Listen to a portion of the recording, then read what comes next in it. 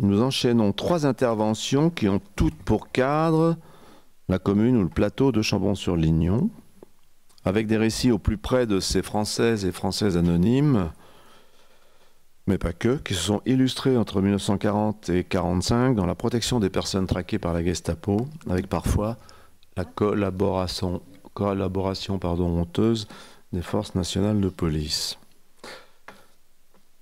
Le Chambon-sur-Lignon, pendant cette douloureuse période, c'est ce que Floriane Barbier, responsable du lieu de mémoire, dénomme la montagne refuge, pour environ 2000 réfugiés qui y trouveront protection et soutien, au point que la commune se verra reconnaître la distinction de juste parmi les nations par Yad Vashem, l'Institut international pour la mémoire de la Shoah basé à Jérusalem. Floriane Barbier, cette montagne refuge, c'est aussi la vôtre et c'est à vous. Voilà, et bien bonjour à tous. Effectivement, je vais vous parler un petit peu de cette montagne refuge qu'on appelle aussi le plateau, un territoire un petit peu particulier où pendant la Seconde Guerre mondiale, il se passe une histoire un peu particulière. Alors qu'est-ce que c'est que cette montagne refuge? J'ai mis cette photo pour vous en donner une idée. C'est un plateau de moyenne montagne qui est constitué d'une quinzaine de communes. On entend beaucoup le nom de Chambon-sur-Lignon parce que c'est un peu la commune principale, mais moi je vais plutôt vous parler du plateau. Je ne vais pas vous parler seulement du Chambon-sur-Lignon parce qu'au total, c'est voilà, une douzaine, une quinzaine de communes qui se trouvent à cheval entre le département de la Haute-Loire et celui de l'Ardèche, donc on est en région Auvergne-Rhône-Alpes. Et pendant la Seconde Guerre mondiale, sur cette montagne, vont être accueillis un nombre très important de réfugiés, et notamment des réfugiés juifs, d'où ce nom de montagne refuge. Alors, comme ce n'est pas le lieu le plus connu en France, je vous ai quand même mis une carte de France avec la localisation de ce plateau. Moi, je vais utiliser ce terme, c'est celui qu'on utilise le plus souvent aujourd'hui. Sur le plateau, il y a 3 bourgs principaux qui sont Tence, Le Chambon-sur-Lignon et Saint-Agrève. Vous avez la carte de ce plateau qui s'affiche. Et tout autour, une multitude de petits villages, petits hameaux. Je dis petits hameaux parce que des fois, vous avez seulement 2 fermes derrière les noms que vous voyez s'afficher sur cette carte. Et ce qui est important, peut-être vous montrer quand même l'éloignement par rapport aux grandes villes. Si vous regardez cette carte, la grande ville la plus proche, c'est le Puy-en-Velay, en Haute-Loire, qui se trouve à 40 km du plateau. Ça représente déjà pour nous aujourd'hui 3/4 d'heure de route. Imaginez dans les années 40. J'imagine que vous avez tous une idée des voitures qu'il y a dans les années 40, des routes également. Donc on a un éloignement des grandes villes. Regardez des villes comme Saint-Étienne ou Lyon, 60 km, 120 km. C'est vraiment un territoire qui est extrêmement isolé. Et voici quelques photos de ce territoire, à la fois des photos actuelles, mais aussi des photos prises dans les années 30 principalement. Si on devait un petit peu définir cette géographie, cette sociologie du plateau, on dirait que c'est un territoire qui est extrêmement rude. Pourquoi il est rude? Parce qu'il a un climat très rigoureux. Je vous ai dit, on est en moyenne montagne, ça veut dire 1000 mètres d'altitude à peu près. Ça veut dire un hiver qui va durer d'octobre à mai parfois. Donc la neige qui recouvre ce territoire. Vous avez une photo très parlante avec le bus. Regardez où la neige arrive au niveau de ce bus. Donc un territoire qui est rude, un territoire qui est un territoire rural, qui dans les années 30 vit principalement d'une petite... Voilà, on a quelques vaches, on a quelques pommes de terre, mais c'est vraiment un territoire extrêmement rural. Alors, pourquoi je vous parle de tout ça? Ça peut paraître un petit peu éloigné de notre sujet de la Seconde Guerre mondiale, mais en fait, c'est important d'avoir ces éléments à l'esprit pour commencer à comprendre l'histoire dont je vais vous parler. Parce que on a ce que j'appelle, moi, une géographie protectrice. On peut se réfugier, on peut se cacher beaucoup plus facilement sur un territoire comme celui-ci qu'à d'autres endroits. Déjà parce qu'on est loin des autorités, qui vont principalement être dans les grandes villes comme Saint-Étienne et Lyon, et puis parce que par cet habitat dispersé, on peut être dans les fermes, on peut être éloigné des autorités. En hiver, les communications sont coupées par la neige, donc on peut être quand même bien mieux protégé sur ce territoire. Donc c'est important d'avoir ces éléments à l'esprit et je vais essayer en fait là dans le début de ma présentation de vous montrer les différents facteurs qui nous permettent de comprendre que ce territoire soit devenu un lieu d'accueil. Et le premier, c'est cette géographie qui protège beaucoup plus facilement. Deuxième facteur, c'est un facteur identitaire sur le territoire, c'est la présence du protestantisme. Alors le protestantisme, je n'ai pas le temps d'en faire toute l'histoire, mais c'est une religion qui, dans le royaume de France, hein, si je remonte là beaucoup plus loin que la Seconde Guerre mondiale, si je remonte à l'Ancien Régime, c'est une religion qui n'a pas toujours été acceptée par les rois de France, qui a même été par moments extrêmement persécutée, notamment sous Louis XIV. Et donc c'est une religion qui connaît les persécutions. Et il faut savoir que dans les années 30-40, il y a un peu plus de 40% de la population du plateau qui est protestante. 40%, c'est énorme. À la même époque, on a plutôt 3 à 4% de protestants dans le reste de la France. Donc sur le territoire du plateau, plus de 40% de la population est protestante. Et la meilleure visibilité de ce phénomène, c'est que chaque village a une église catholique, mais aussi un temple protestant. Je vous ai mis par exemple ici le temple protestant du Chambon, mais tous les villages du territoire ont un temple protestant. Et là encore, si je vous parle de ce protestantisme, c'est parce que c'est lui aussi un facteur explicatif de l'accueil pendant la guerre. Ces protestants, minorités religieuses persécutées en France, vont reconnaître, notamment dans les Juifs, une autre minorité religieuse persécutée. Et donc ils vont peut-être être plus sensibles et favorables à l'aide aux réfugiés pendant la Seconde Guerre mondiale. Et à ça s'ajoute un petit facteur parfois plus difficile à comprendre, c'est la proximité entre le protestantisme calviniste, huguenot qu'il y a sur le territoire, avec le judaïsme, puisque le judaïsme, pour ces protestants, les juifs sont le peuple de Dieu, le peuple de l'Ancien Testament, et donc il y a aussi une proximité, une compréhension de ces réfugiés qui peuvent venir sur le territoire. Et on a là déjà un deuxième facteur qui nous permet d'appréhender cette histoire d'accueil. Et les derniers éléments de compréhension, il faut aller les chercher plutôt avant la Seconde Guerre mondiale, fin 19e, début 20e siècle, donc des facteurs historiques qui en fait vont se mettre en place, deux facteurs principaux liés en fait à ce que j'appelle une tradition d'accueil. Il se trouve que le territoire, je vous l'ai montré, est très éloigné. En 1902, on installe le train. Le train arrive jusque sur le plateau. C'est une ouverture sur l'extérieur pour le territoire.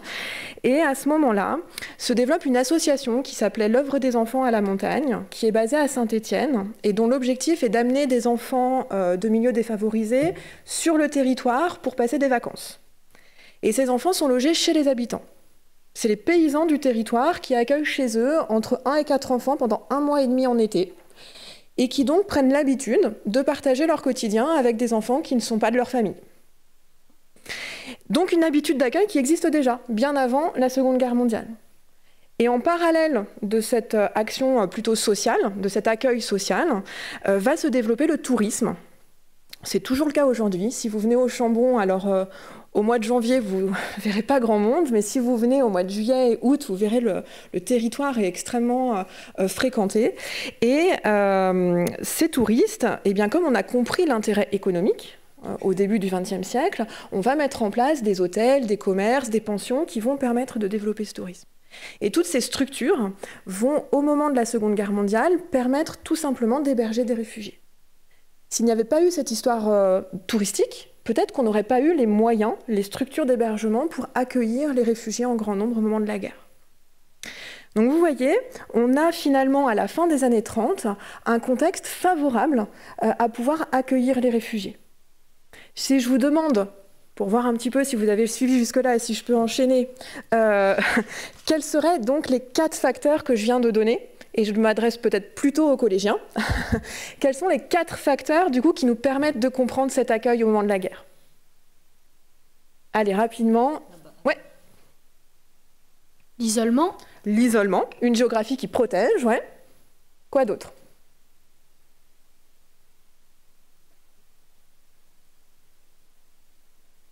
C'est que j'ai pas été assez claire. Oui. Le protestantisme, j'ai compris. Exactement. Exactement, les protestants qui comprennent ce que vivent les juifs, tout à fait. Quoi d'autre? Ouais. Il y a la tradition aussi. La tradition d'accueil qui existe déjà, à laquelle on peut ajouter quoi? Ouais. Il y a aussi le chemin de fer. Alors le chemin de fer qui va avec la tradition d'accueil. J'ajouterais à la tradition d'accueil la présence de structures qui permettent d'héberger. Regardez, je vous ai fait ce petit résumé et on peut ajouter un 5e facteur qui est la présence en fait à la fin des années 30 d'un certain nombre de personnages. Parmi ces personnages, on retrouve le pasteur Trocmé dont on vous parlera juste après mon intervention. Et ces personnages vont avoir un rôle moteur parce qu'ils ont des idées très fortes, notamment des idées pacifistes. Et donc dès avant la guerre, on a des personnalités qui vont un petit peu encourager la population dans des idées d'accueil, de respect des autres. Et donc ces 5 facteurs se cumulent ensemble pour amener à une situation qui est une situation certes d'accueil, mais au-delà une situation de résistance. Et donc j'aimerais maintenant vous présenter ce qu'il s'est exactement passé sur ce territoire pendant la Seconde Guerre mondiale.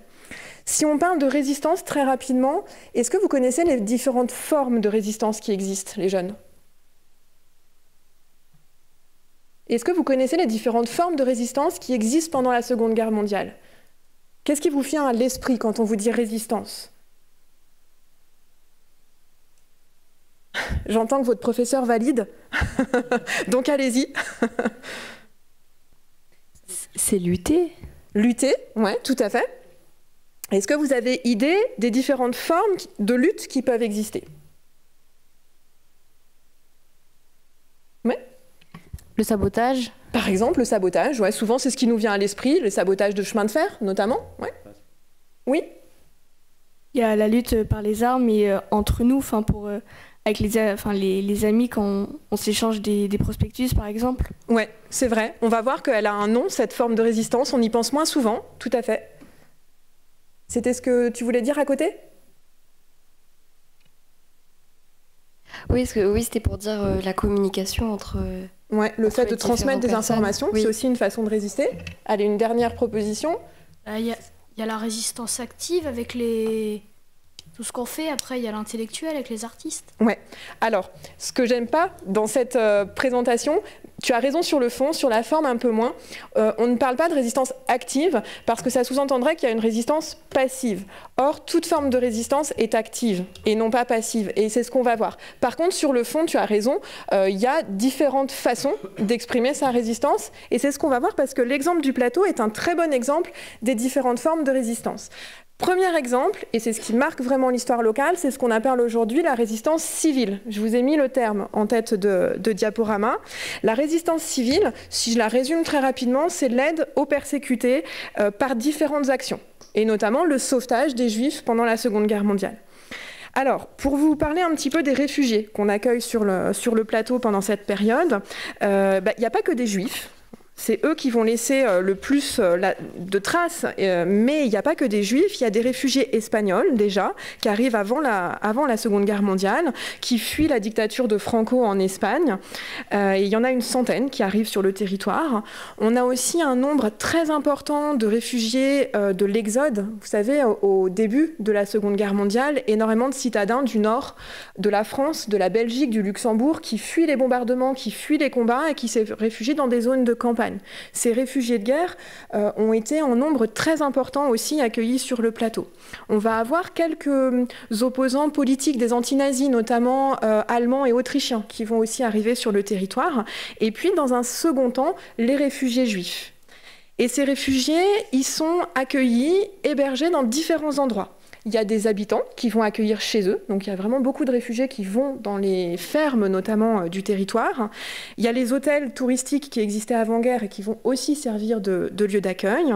Il y a des centres d'accueil ouverts par des associations. C'est le cas par exemple du Coteau Fleuri. C'est la première photo, vous voyez des enfants, j'adore cette photo, avec un chien et un petit chat. Ces enfants sont accueillis au Coteau Fleuri qui était ouvert par la CIMAD.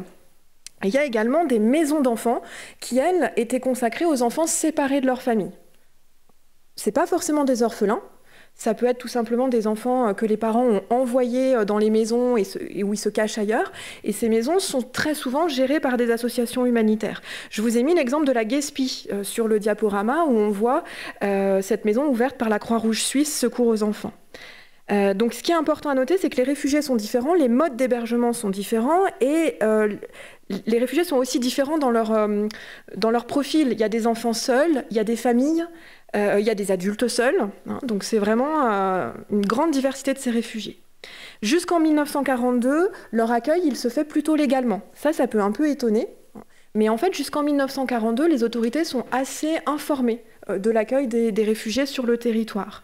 Souvent, ils arrivent des camps d'internement. On a parlé des camps de concentration et des centres de mise à mort ce matin. Ici, sur le plateau, les enfants arrivent plutôt des camps d'internement, donc ces endroits où on parquait dans des conditions de vie terribles les personnes, alors c'est pas moi qui parle, je mets des guillemets, jugées indésirables. Le plus grand camp d'internement qui est connu en France, c'est le camp de Drancy, mais il y en avait en fait presque un par département pendant la Seconde Guerre mondiale. Et beaucoup des enfants qui arrivent sur le territoire, souvent, sont issus de ces camps d'internement.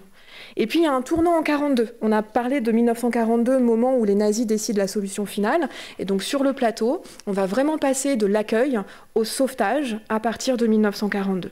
Et ce sauvetage, il prend la forme principalement de la fabrication de faux papiers. On va dissimuler les réfugiés sous des fausses identités. Et puis également le passage vers la Suisse. On va multiplier l'envoi de réfugiés vers la Suisse pour essayer de les mettre à l'abri d'une façon plus permanente. Je vous ai mis quelques photographies également sur cette diapo de la vie quotidienne. Alors on a parlé avec Anne Frank de ce terme d'enfant caché et Anne Frank c'est effectivement une enfant cachée, elle ne peut pas sortir, elle ne peut même pas passer la tête par la fenêtre pour pas qu'on la voie depuis la rue. Ce terme d'enfant caché, on l'utilise aussi pour l'histoire du plateau et en fait c'est pas celui qui convient le mieux parce que les enfants n'ont pas le sentiment d'être cachés. Ils vivent, alors, vous voyez, si vous retenez les 5 facteurs que je vous ai donnés, plus un mot qui est le mot d'intégration, vous avez pratiquement toute l'histoire locale dans votre tête, parce que ces enfants, ces réfugiés, ils vivent intégrés à la population pour la plus grande partie d'entre eux. Et ce qui va symboliser le plus ça, et je vous en ai mis une photo, c'est la scolarité. Ils vont à l'école. Il y a pratiquement tous les réfugiés qui ont témoigné, moi, ils m'ont toujours à un moment ou à un autre parlé de l'école, du fait de pouvoir aller à l'école et de reprendre une scolarité qui était interrompue jusque-là. Ça, je pense que Muriel Rosenberg vous en parlera un petit peu plus de cette vie quotidienne, c'est pour ça que j'en dis pas plus. Je voulais passer à l'autre forme de résistance qui est celle que plusieurs d'entre vous m'ont citée en parlant de faire circuler des papiers, des idées, c'est la résistance spirituelle, résistance de l'esprit. Je fais savoir que je ne suis pas d'accord et surtout j'incite les autres à entrer en résistance. Ça peut passer par des journaux, par des tracts, vous avez été nombreux à me parler des tracts, ça peut être des discours aussi, prendre la parole. C'est le cas de l'autre exemple que je vous ai mis sur le diaporama, la lettre lue le 10 août par des jeunes du plateau au ministre de la Jeunesse du gouvernement de Vichy. Et en fait, le 10 août 1942, on a des jeunes au Chambon qui vont clairement dire à un représentant du gouvernement français qu'ils ont connaissance des persécutions envers les Juifs, qu'ils cachent des Juifs et que si on leur demande de les livrer, ils ne le feront pas. Il y a une question ?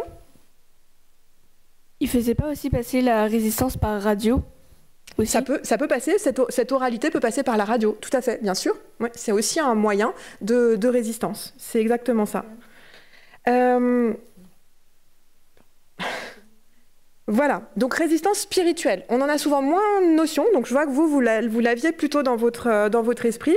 Et c'est vraiment une résistance, sur le plateau, il faut le savoir, qui a été plutôt une résistance religieuse protestante, liée aux valeurs chrétiennes. Tout à l'heure, je vous ai montré la photo du temple du Chambon. Au-dessus de la porte du temple, il est écrit « Aimez-vous les uns les autres ». Quand vous croyez en « Aimez-vous les uns les autres », est-ce que vous allez persécuter les Juifs ? C'était un peu le sens de la résistance spirituelle sur le territoire. Et puis, dernière forme de résistance, qui est en général celle que vous connaissez le mieux, et la preuve, c'est que le premier exemple que vous m'avez donné, c'est les sabotages, c'est ce qu'on appelle la résistance armée, c'est-à-dire celle qui vise à libérer le territoire en utilisant des moyens violents. Plutôt que résistance active et passive, moi j'utilise plutôt cette notion de violence pour libérer le territoire. Parce que dénoncer quelque chose ou accueillir des Juifs chez soi, c'est bien actif, ça n'est pas passif. Et la résistance armée, sur le territoire, je ne vous citerai pas de grands combats, parce que les Allemands n'étaient pas en présence permanente sur le plateau. Donc elle va se développer plutôt à partir de 1943-1944. Pourquoi en 1943 ? Parce qu'il y a des nouveaux réfugiés qui arrivent en 1943. Ce sont des jeunes de 20, 21, 22 ans qui fuient la loi française du STO, le service du travail obligatoire, qui les oblige à aller travailler en Allemagne. Comme ils ne veulent pas partir en Allemagne, ils se retrouvent hors la loi, ils doivent se réfugier quelque part et le plateau va devenir un lieu d'accueil également pour ces réfractaires. Et ces jeunes, pour certains, vont rejoindre les maquis, les formations de résistance. Et ces formations de résistance sur le plateau, elles ont eu deux rôles principaux. Les parachutages alliés, donc les Américains, les Britanniques qui choisissent le plateau comme lieu de parachutage. Vous en avez deux photographies sur la diapo. Et puis également la formation des jeunes dans un rôle plus militaire, apprendre à manier une arme, à répondre à un ordre militaire, pour ensuite pouvoir aller se battre vers des endroits plus combattants. Donc cette résistance armée, elle est aussi présente sur le plateau pendant la Seconde Guerre mondiale. Ce que je vous raconte là, ce qui est important quand même, c'est de ne pas oublier le contexte. Quand on parle de l'histoire du plateau dans la Seconde Guerre mondiale, on parle souvent d'une belle histoire. C'est un terme que j'aime pas trop, en tout cas que j'utilise jamais. Parce que parler d'une belle histoire, ça donne un petit peu l'envie d'oublier le contexte de l'époque, d'oublier les événements tragiques qui se passent ailleurs en France. Et aussi, ça laisse de côté le fait que beaucoup de gens ont été sauvés sur le plateau, mais n'ont pas forcément retrouvé leur famille, ou n'ont retrouvé qu'une partie de leur famille. Donc certes, leur histoire, elle est exceptionnelle, elle est particulière, mais on ne peut pas forcément en faire une belle histoire pour autant. Je donnerai deux exemples également qui montrent un petit peu ça. C'est deux événements tragiques qui ont lieu pour l'un en 1943, pour l'autre en 1944. La rafle de la Maison des Roches, qui était un foyer pour des jeunes étudiants allemands anti-nazis, juifs, également espagnols, qui est raflée au mois de juin. 18 personnes sont arrêtées, le directeur également qui s'appelle Daniel Trocmé, plusieurs sont déportés. Daniel Trocmé est mort au camp de Majdanek en 1944. Donc on a bien là un événement qui nous replonge dans la période moins optimiste que l'accueil. Et puis en 1944, la milice qui monte jusqu'à un petit hameau qui s'appelle Montbusa, très isolé sur le territoire, et qui, pour réprimer la résistance armée, va tirer sur un certain nombre de personnes, quelles qu'elles soient, que ce soit des maquisards ou que ce soit des habitants du territoire. Et il y a plusieurs morts en ce mois d'avril 1944 suite à cette répression qui montre que même si on est mieux à l'abri qu'ailleurs sur le plateau, on n'en est pas pour autant complètement coupé du contexte de la Seconde Guerre mondiale. Donc ça, il ne faut pas l'oublier. Et pour terminer, rapidement, vous parler un peu de la mémoire de cette histoire. Une mémoire qu'on va un peu mettre de côté à la fin de la Seconde Guerre mondiale. En 1945, les réfugiés partent du plateau. Ils ne coupent pas forcément avec les familles des sauveteurs, mais ils vont garder un lien individuel, pour ceux qui gardent un lien. Et en parallèle, les habitants du plateau n'ont pas du tout parlé de ce qu'ils avaient fait pendant la guerre. Ils sont retournés à leur vie d'avant. Il faut attendre les années 70 en fait pour qu'on retrouve un petit peu, qu'on redécouvre un petit peu cette histoire, notamment grâce à l'engagement de réfugiés, d'enfants cachés qui vont commencer à parler et à vouloir faire reconnaître cette histoire. C'est le cas de la plaque commémorative que je vous ai affichée sur la diapo, qui est offerte en 1979 par un collectif d'anciens réfugiés. Et puis les premières distinctions de Juste parmi les nations. On a parlé de ce terme, je ne sais pas si vous savez ce que ça veut dire en fait. Qu'est-ce que c'est un Juste parmi les nations ? Parce qu'on en a parlé ce matin, mais on ne l'a pas défini. Est-ce que vous savez ce que c'est ? Même dans les grandes lignes. Hein. Personne ? Non ? Un juste... Oui, je ne vais pas dire personne, je vais dire les jeunes, c'est pas forcément un terme qu'ils ont entendu. Un juste parmi les nations, en fait, c'est une distinction, c'est la plus haute distinction civile qui peut être donnée en Israël.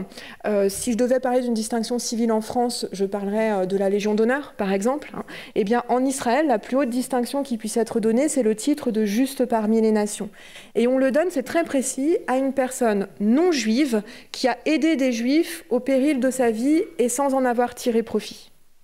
Les premières personnes qui vont recevoir le titre de juste parmi les nations sur le territoire, c'est les années 70.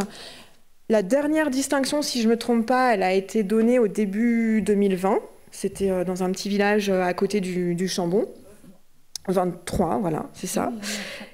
Et aujourd'hui, pratiquement 90 personnes sur le plateau ont reçu ce titre de juste parmi les nations. Ça n'existe pas ailleurs. Il n'y a pas d'autres territoires où on trouve 90 justes parmi les nations sur un même territoire. Il y a d'autres justes parmi les nations. Le sauvetage, il s'est passé ailleurs en Europe. Pour vous donner une idée, aujourd'hui dans le monde, ils sont un peu plus de 28 000, les justes parmi les nations. Mais 90 justes parmi les nations sur un même territoire, c'est ce qui rend l'histoire du plateau exceptionnelle. Et 90 justes parmi les nations, ça n'est que la partie visible, puisqu'il y a des sauveteurs qui n'ont pas forcément ce titre de juste parmi les nations, des sauveteurs anonymes. Et donc, ça veut dire qu'il y a aussi plus de gens que 90 qui ont aidé les réfugiés. Floriane, s'il vous plaît, est-ce que vous pouvez en profiter, parce que j'avais évoqué juste avant la césure, Yad Vashem. Oui. Est-ce que vous pouvez dire 2 mots, parce que c'est comme Yad Vashem qui... Oui, c'est remis par Yad Vashem. Yad Vashem, c'est l'organisme israélien qui se charge de la mémoire de la Shoah, donc notamment la mémoire des victimes, mais aussi, effectivement, c'est l'organisme qui instruit les dossiers de juste parmi les nations et qui décide qu'une personne doit être nommée juste parmi les nations. C'est vraiment l'institut israélien dédié à la mémoire de la Shoah en Israël. Il est basé à Jérusalem. Alors en 90, étape importante, l'État d'Israël et donc Yad Vashem remet à l'ensemble des villages du plateau un diplôme d'honneur collectif. Alors c'est pas le titre de juste parmi les nations. Aujourd'hui, on ne peut pas dire que le Chambon ou le plateau est juste parmi les nations. Ça n'existe pas. Ça ne peut être qu'un individu qui peut être nommé juste. Ça ne peut pas être un collectif. Par contre, un diplôme d'honneur comme celui-ci, il n'y en a que 4 aujourd'hui dans le monde, dont celui du plateau. C'est ce qui explique qu'aujourd'hui, ce tout petit territoire totalement inconnu de beaucoup de gens, eh bien, il est mondialement connu comme symbole de la résistance civile et du sauvetage pendant la Seconde Guerre mondiale. Simplement sur la mémoire, vous indiquez qu'en 2013, Auchambon a ouvert un lieu de mémoire qui permet de parler de cette histoire, la conserver, la transmettre aussi par un travail pédagogique. Et c'est un lieu qui est un lieu ressource aussi sur la thématique du sauvetage et des enfants cachés. Parce que ce n'est pas une thématique qu'on évoque énormément jusqu'à aujourd'hui. Alors, pour terminer, vous allez peut-être un peu mieux comprendre pourquoi vous avez reçu des petites fiches. C'est difficile de parler de l'histoire locale sans rendre hommage aux habitants eux-mêmes. Du coup, je vous ai fait une petite galerie de portraits. Ça n'est qu'une partie infime de ces sauveteurs et de ces résistants. Je vous en ai mis, je crois, 12. J'aimerais peut-être, alors d'abord les jeunes, et puis ensuite on verra pour les autres, si jamais les jeunes ne trouvent pas. Vous avez normalement reçu des petites biographies de certains de ces personnages. Est-ce que vous seriez capable de me dire dans quelle forme de résistance se positionnerait ce personnage que vous avez ? Ben, ils vont nous dire lesquels ils ont. Oui. Moi, j'ai Daniel Trocmé. Oui. Est-ce que tu pourrais peut-être nous dire quelques mots, parce que la salle ne connaît pas forcément tous Daniel Trocmé. Est-ce que tu peux nous dire quelques mots sur Daniel Trocmé ? Il est né en 1912 et il est mort en 1944 au camp de Majdanek en Pologne. Et il est directeur de 2 centres d'accueil, les Grillons, avec son cousin André Trocmé. Et voilà. C'était lui, le directeur de la Maison des Roches que j'ai cité tout à l'heure. Ouais. Et alors, quelle forme de résistance tu penses pour Daniel Trocmé ? Moi, je pense que c'est la résistance civile, parce que c'est des maisons d'accueil et c'est ce qui correspond à ça. Tout à fait. Daniel Trocmé est en résistance civile. Il a écrit, quand il est arrivé au Chambon, il n'était pas originaire du Chambon, il vient parce que son cousin, le pasteur Trocmé, l'appelle, et il écrit « Je choisis cette aventure, non parce que c'est l'aventure, mais parce que je pourrais ainsi ne pas avoir honte de moi ». Il veut pouvoir avoir une action dans cette période. Est-ce que quelqu'un d'autre voudrait nous dire ? Ouais. Moi, j'ai Emma et Henri Héritier. Ouais. Donc, moi, je pense qu'ils font de la résistance civile aussi. Qu'est-ce qu'ils ont fait qui te permet de dire ça ? Parce qu'ils disent qu'ils hébergent dans un bâtiment de leur ferme Oskar Rozowski, qui fabrique de faux papiers. Face au danger de cette activité, Henri Héritier décide de dissimuler de faux papiers et matériel de fabrication dans 2 de ses ruches. Il déclare également Oskar comme son ouvrier agricole. C'est ça. Alors, c'est vrai que je ne les ai pas montrés, mais Daniel Trocmé, dont on a parlé tout à l'heure, c'est la photo du centre. Voilà, c'est le monsieur qui est au centre. Et Emma et Henri Héritier, c'est la photo en bas à gauche de l'écran. Voilà. On a parlé d'Oskar Rosowski. Je ne sais pas si quelqu'un avait Oskar Rosowski, mais peut-être parce que il fait aussi partie des personnages que je vous ai distribués. Qui est-ce qui avait Oskar? Ouais. Est-ce que tu peux nous dire ce qu'il a fait pendant la guerre et quelle forme de résistance, peut-être? Il a fait des résistances armées, parce qu'il organise avec quelques jeunes du plateau des fabrications... non, pas armées, pardon. Il organise des fabrications de faux papiers pour les juifs réfugiés. Et du coup, ça serait quelle forme de résistance? Ça serait de la résistance civile. Oui, c'est ça, tout à fait. Et ce qui est intéressant avec Oskar Rosowski, donc c'est celui qui est devant la porte de la ferme, hein, là, en bas à droite, c'est que d'abord, avant même d'être un résistant, c'est un réfugié juif qui vient se mettre à l'abri sur le plateau et qui va entrer en résistance dans une filière de faux papiers, dans la fabrication de faux papiers. Qui d'autre voudrait peut-être parler de son personnage? Oui. Oui, je voulais juste ajouter que Oskar Rosowski, c'est lui qui, en 70, je crois, 1970, a été à l'origine de la souscription pour la plaque qui se trouve sur le lieu de... Cette plaque-là. Sur cette plaque-là. C'est lui qui est à l'origine de cette souscription. Donc, il a agi après la guerre pour la mémoire. Pour la mémoire. C'est ça. Oui. Du pasteur André Morel. Oui. Il a organisé le ravitaillement des maquis du territoire. Donc, il a participé à la résistance armée. Oui, tout à fait. Il est en résistance armée. Est-ce qu'il n'y a que ça chez le pasteur Morel? Non. Est-ce que tu pourrais nous dire plus? Il a aidé les internés au camp d'internement de Gur. Ouais. Il a instauré... Non, il a... Ah oui, à l'installation du STO, il encourage les jeunes à ne pas repartir en Allemagne. On serait dans quelle forme de résistance, là? Le fait d'inciter les jeunes à désobéir à la loi du gouvernement de Vichy? Spirituel. Spirituel, tout à fait. Donc il a aussi des actions de résistance spirituelle, ouais, exact. Donc on a un personnage avec André Morel qui est un personnage investi dans les 3 formes de résistance. À la fois la résistance civile, l'aide aux réfugiés, mais aussi la résistance armée. Il va être chef de maquis à Devecey, un petit village du territoire. Et puis la résistance spirituelle par la prise de position et l'encouragement à désobéir. Tout à fait. Est-ce que quelqu'un d'autre voudrait... Oui. Et puis après, moi, j'ai Roger Barcizac et il a fait de la résistance civile parce qu'il a hébergé... un enfant juif. Il a hébergé un enfant juif chez lui, ouais. D'ailleurs, il accueille aussi, il est directeur de l'école, Roger Darcissac, donc il accueille aussi des enfants juifs dans son école et il ne les inscrit pas sur les listes où il est censé les inscrire. Donc résistance civile, est-ce qu'il n'y aurait pas une autre forme de résistance aussi chez lui? Il a publié une carte postale. Oui, et qu'est-ce que c'est cette carte postale? En quoi ça en ferait un acte de résistance? C'est parce que c'est une carte postale qui incite à la résistance. Il y a le mot « résister » dessus. Et puis pour les personnes qui connaissent, il y a aussi la Tour de Constance. La Tour de Constance, c'est un lieu symbolique de la résistance protestante sous l'Ancien Régime. Et donc vraiment, on est dans une carte postale qui fait appel à l'histoire protestante pour aider les réfugiés. Donc Roger Darcissac est vraiment dans ces 2 formes de résistance. Je crois que tu voulais parler de ton personnage? C'était aussi Roger Darcissac le même? Ok. Est-ce que quelqu'un... Oui, on peut... Moi, j'ai eu Marie Brotte. Elle est née sur le plateau Vivarais-Lignon. Et elle a habité à Chambon-sur-Lignon. Pendant la guerre, elle et son mari Léon ont accueilli plusieurs réfugiés juifs. Et elle a reçu la médaille de Juste parmi les nations en 1989. Tu la mettrais dans quelle forme de résistance? La résistance civile. Civile, tout à fait. Oui, Marie Brotte, c'est la dame qui est au centre de la photo. On a 3 personnes et une petite fille devant elle. Donc c'est elle, Marie Brotte. On a parlé de Roger Darcissac, c'est le monsieur qui a la photo tout en longueur. Qui d'autre on a évoqué? Le pasteur Morel, c'est le premier, en fait, juste après le mot portrait. Donc voilà un certain nombre d'exemples qui nous montrent les possibilités d'engagement et parfois des engagements très simple dans le quotidien, mais qui montre cette diversité aussi, cette possibilité de s'engager face à ce qui se passait à ce moment-là. Voilà, je ne sais pas si vous avez des questions maintenant ou des remarques sur ça.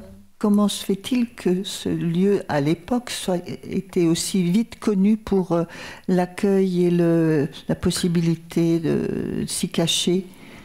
C'est le mot est passé, enfin comment... Oui, il y a plusieurs façons de répondre à cette question. Déjà, le fait que c'est un lieu qui est quand même un peu connu avant-guerre par son histoire touristique, donc un certain nombre de personnes qui connaissent ce lieu et qui vont se dire on va être peut-être plus tranquille là-bas que là où on vit. L'action très importante des associations et de certaines personnalités locales, on parlera un petit peu plus du pasteur Trocmé, mais le pasteur Trocmé va de lui-même aller chercher certaines associations humanitaires et dire vous pouvez venir sur le plateau, on est sur un territoire plutôt facile pour l'accueil. Beaucoup de bouche à oreille aussi. Je cite souvent la communauté juive de Roanne qu'on va trouver sur un rayon de 5 km autour du village du Mazet-Saint-Voix et où probablement il y a eu une bouche à oreille très important.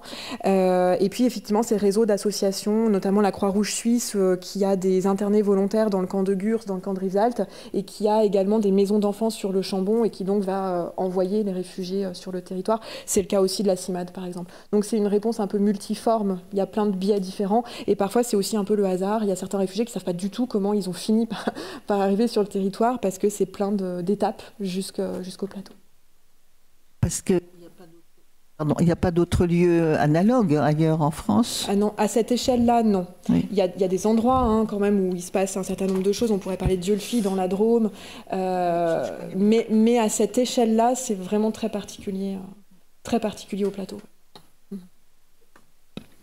Oui, donc moi j'avais une question. C'était pour savoir que malgré que les enfants cachés soient dans des familles d'accueil, est-ce que c'était possible qu'ils se fassent arrêter par les nazis? C'était possible?